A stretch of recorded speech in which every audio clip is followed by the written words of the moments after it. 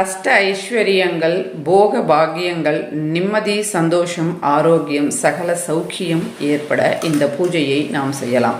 அபார கருணா சிந்தும் ஞானதம் சாந்த ரூபினம் ஸ்ரீ சந்திரசேகர குரும் பிரணமாமி முதான்பகம். அத்வைதா நண்பர்கள் அனைவருக்கும் என் நமஸ்காரங்கள். இன்னைக்கு நாம பார்க்க போற பூஜை ஒரு அற்புதமான ஒரு பூஜை முறை அப்படின்னு சொல்லலாம். ஏன் அப்படின்னு கேட்டா, அதாவது நிறைய விஷயங்கள் இருக்குது. இந்த பூஜை விதானங்களில் நிறைய பூஜை விதானங்கள் இருக்குது. நமக்கு தெரிந்தது என்பதை விட நிறைய பேர் செய்வது சில பூஜைகளை மட்டும்தான். ஆனால் தெரியாத நிறைய பூஜைகள் இருக்குது. பார்த்திங்கன்னா காசியில் பார்த்திங்கன்னா நிறைய பேர் லக்ஷவத்தி நோன்பு அப்படின்னு செய்வாங்க. இதை நான் உங்களுக்கு கார்த்திகை தீபம் அன்றே சொல்லியிருக்கிறேன். அதாவது லக்ஷத்திரி நோன்பு அப்படின்னு செய்வாங்க. இப்போ கடையில் கிடைக்குது லக்ஷத்திரி அப்படின்னு நல்லா பெருசாக கட்டி விற்கிறாங்க. நம்ம அப்படியே கோவிலுக்கு போகும்போது அப்படியே கையில் அதை வாங்கிட்டு போயிட்டு ஒரு 500 ரூபாய் அப்படி இருக்கும், 400லேருந்து 500 அதை வாங்கிட்டு போயிட்டு அப்படியே விளக்கு ஏற்றிட்டு வரோம். ஆனால் அது ப்ராப்பரான லக்ஷத்திரி நோன்பு கிடையாது. காசியில் பார்த்திங்கன்னா இந்த கொட்டை பஞ்சு அப்படின்னு இருக்கும். முன்னெல்லாம் சிறு வயதுகளில் எங்கள் வீடுகளில் இருக்கும், நான் பார்த்துருக்குறேன். உங்கள் வீடுகளில் அந்த மாதிரி இருந்ததா அப்படின்றத சொல்லுங்கள். பஞ்சு செடி இருக்கும், அதில் நல்லா அந்த காய் விரிஞ்சு இருக்கும், அதுலேருந்து பஞ்சு வெளியில் வரும். அதில் சென்டர் பகுதியில் கொட்டைகள் அப்படியே ஜாயிண்டாக இருக்கும், சுற்றி பஞ்சு இருக்கும். அந்த மாதிரி இருக்கக்கூடிய பஞ்சை நாம் எடுத்து அந்த பஞ்சை நல்ல 2 கைகளால் நாம் எடுத்து விட்டு அதற்கு பிறகு அதில் திரி செய்யணும். அந்த மாதிரி நாம் திரிகளை செய்யணும். எத்தனை திரி? லக்ஷ திரிகளை செய்யணும். ஒரே நாளில் அது முடியுமா? முடியாது. அந்த திரி செய்வதற்கு கூட நியமங்கள் என்பது உண்டு. காலையில் சாப்பிடக்கூடாது, இந்த மாதிரியெல்லாம் நிறைய நியமங்கள் உண்டு.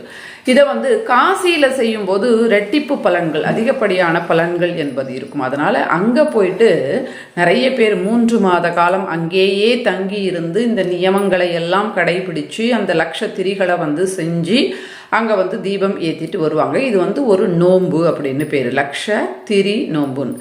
அதே மாதிரி லக்ஷ மஞ்சள் கொம்பு நோன்பு அப்படின்னும் இருக்குது.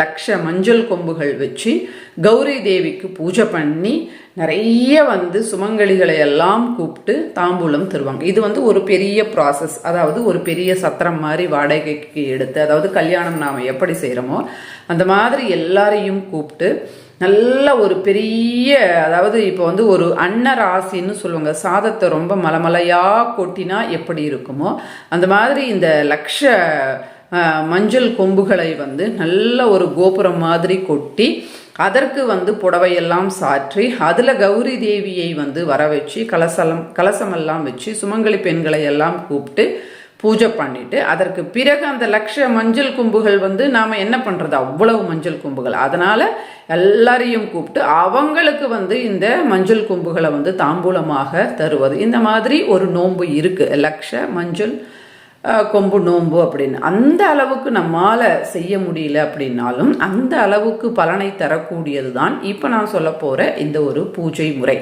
என்ன பண்ணணும் அப்படின்னா, ஒரு 48 நாட்கள் மஞ்சள் கொம்பால், இதால் தான் செய்யணும். இந்த கொம்பு மஞ்சள் இருக்கு இல்லையா, இதால் தான் நாம் செய்யணும். இந்த மஞ்சள் கொம்பால் நாம் மகாலட்சுமி தாயாருக்கு தினந்தோறும் பூஜை பண்ணணும். இப்படியாக 48 நாட்கள் நாம் செய்யணும்.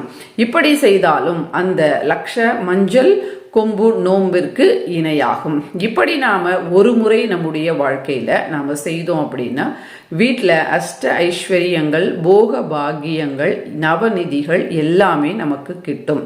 பக்தியா, நம்பிக்கையா, ஸ்ரத்தையா செய்யணும். காலையில் செய்யலாமா மாலையில் செய்யலாமான்னு கேட்டால் காலையில் செய்வது சிறந்தது. முடியாதவர்கள் மாலையில் செய்யலாம். அப்படி செய்யும்போது அசைவத்தை தவிர்ப்பது சிறந்தது. அவ்வளவுதான். மற்றபடி வேற எந்த நியமங்களும் இதற்கு கடைபிடிக்க வேண்டிய அவசியம் கிடையாது. இப்போ ஒரு 48 மஞ்சள் கொம்புகளை நாம் எடுத்து ஒரு பாக்ஸில் போட்டு வச்சு தினந்தோறும் மகாலட்சுமி தாயாருக்கு நம்முடைய சேனல்லையே இருக்குது, ஓம் பிரகிருத்தியே நமஹா, விக்ருத்தியே நமஹா, வித்யாயே நமஹா, அதை சொல்லி நாம் அர்ச்சனை பண்ணணும். உங்களுக்கு அது தெரியல அப்படின்னா போட்டு கேட்டு கூட அர்ச்சனை பண்ணலாம். அப்படி இல்லைன்னா மகாலட்சுமி தாயாரினுடைய போற்றிகள் இருந்தாலும் அதை வந்து நாம் சொல்லியும் அர்ச்சனை பண்ணலாம். இப்போ முன்னாள் நாம் அர்ச்சனை பண்ணிட்டோம், மறுநாள் என்ன பண்ணணும் அப்படின்னா அதை எடுத்து பாக்ஸில் போட்டுடணும். அதை எடுத்து ஒரு பக்கமாக வச்சுடுங்களேன், வச்சுட்டு திருப்பியும் வந்து நீங்கள் பூஜை பண்ணணும். இப்படியாக தினந்தோறும் பூஜை பண்ணணும்.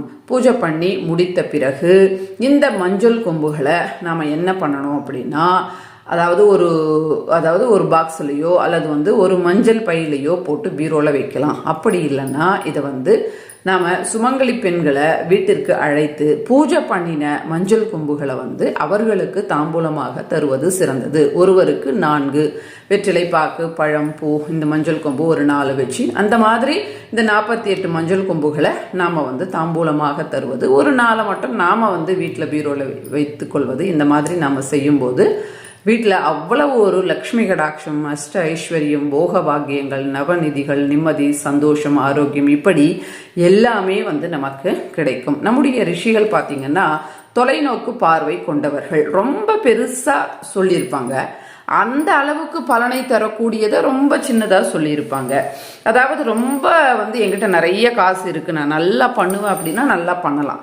இல்லை அப்படின்னு சொல்லும்போது இந்த அளவுக்கு பண்ணினா கூட அந்த அளவுக்கு பலன் என்பது நமக்கு கிடைக்கும். அதனால் உங்களுடைய வாழ்க்கையில் ஒரு முறையாவது இந்த 48 நாள் மஞ்சள் கொம்பு பூஜையை செய்யுங்க. உங்களால் பண்ண முடியும் அப்படின்னா லக்ஷ மஞ்சள் கொம்பு நோன்பை வந்து நீங்கள் பண்ணுங்க. ரொம்ப சுபிக்ஷத்தை தரக்கூடிய ஒரு அற்புதமான நோன்பு. இந்த லக்ஷ மஞ்சள் கொம்பு நோன்புல பார்த்தீங்கன்னா அண்டாவா நிறைய குங்குமத்தையும் வச்சிருப்பாங்க. வச்சுட்டு வரவங்களுக்கு அந்த மஞ்சளோடு சேர்த்து குங்குமத்தையும் வந்து ஒரு டப்பாவாக போட்டு கொடுப்பாங்க.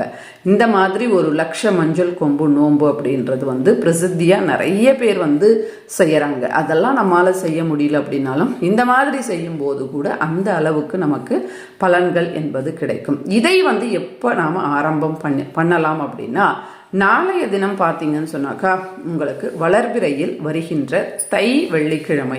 அதனால நாளைய தினம் நீங்கள் ஆரம்பம் செய்யலாம் 48 நாட்கள் செய்கின்ற மஞ்சள் கொம்பு பூஜையை. உங்களால் முடியலங்க அப்படின்னா ஏதாவது ஒரு வெள்ளிக்கிழமையோ அல்லது ஒரு பௌர்ணமியோ நீங்கள் இதை ஆரம்பம் செய்து தொடர்ந்து 48 நாட்கள் செய்து 48வது நாள் செய்து முடிச்சுட்டு 49வது நாள் எல்லாருக்கும் தாம்பூலமாக வச்சு கொடுக்கலாம். அல்லது 48வது நாள் காலையில் நம்ம பூஜை பண்ணி முடிச்சுட்டு அதற்கு பிறகு வந்து நாம் இந்த மஞ்சள் கொம்புகளை தாம்பூலமாக கொடுக்கலாம். இந்த மாதிரி செய்யும்போது அனைத்து விதமான சௌக்கியங்களும் ஏற்படும். முடிந்தவர்கள் நாளைய தினம் செய்யுங்க, முடியாதவர்கள் ஒரு நல்ல நாள் பார்த்து நீங்கள் இதை ஆரம்பம் பண்ணுங்கள். இந்த வீடியோ உங்களுக்கு நிச்சயமாக பிடிச்சிருக்கோன்னு நம்புகிறேன். பிடிச்சிருந்தால் லைக் பண்ணி ஷேர் பண்ணி சப்ஸ்கிரைப் பண்ணுங்கள்.